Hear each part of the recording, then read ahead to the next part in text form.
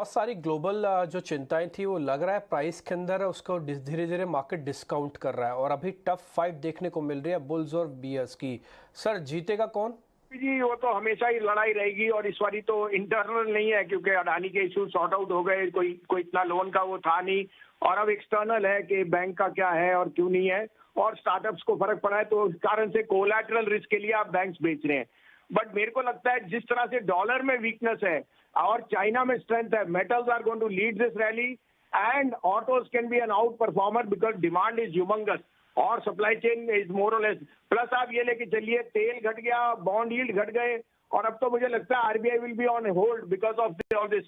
साथ में मुझे लगता है जो फेड का डेटा आना है, Fed can not do more than 25 and he will now pause. So in the short few days there can be volatility, but I reiterate now India becomes a very much buy zone because rupee has stabilized और उस कारण से मुझे यहाँ पे बहुत strength दिखती है और banks, metals, autos will lead the pull back rally.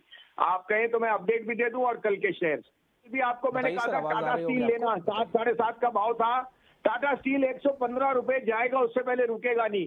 It is the best proxy play against a weak dollar और जिस तरह से उनके यहाँ मेटल्स में आप स्टील की डिमांड और आउटलुक है, Tata steel will be the biggest gainer. Plus UK has started to perform well and Corus is doing well over there.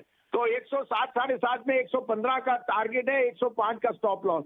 दूसरा पिक कल भी आपको कहा था पीएनबी के नंबर्स और जिस तरह की क्रेडिट ग्रोथ है, आई थिंक ये शेयर की री रेटिंग होने चाहिए। वैसे तो 70 का भाव दिखता है, अभी 55 रुपए के ले लीजिए, 47 रुपए 25 पैसे का आपका stop loss. And last but not least I reiterate a buy on Escorts. ये जो वेदर की वैगरीज का है ये ज्यादा प्ले आउट कर दिया है। Kubota is expanding very strongly और futures are available at a discount of 30 rupees।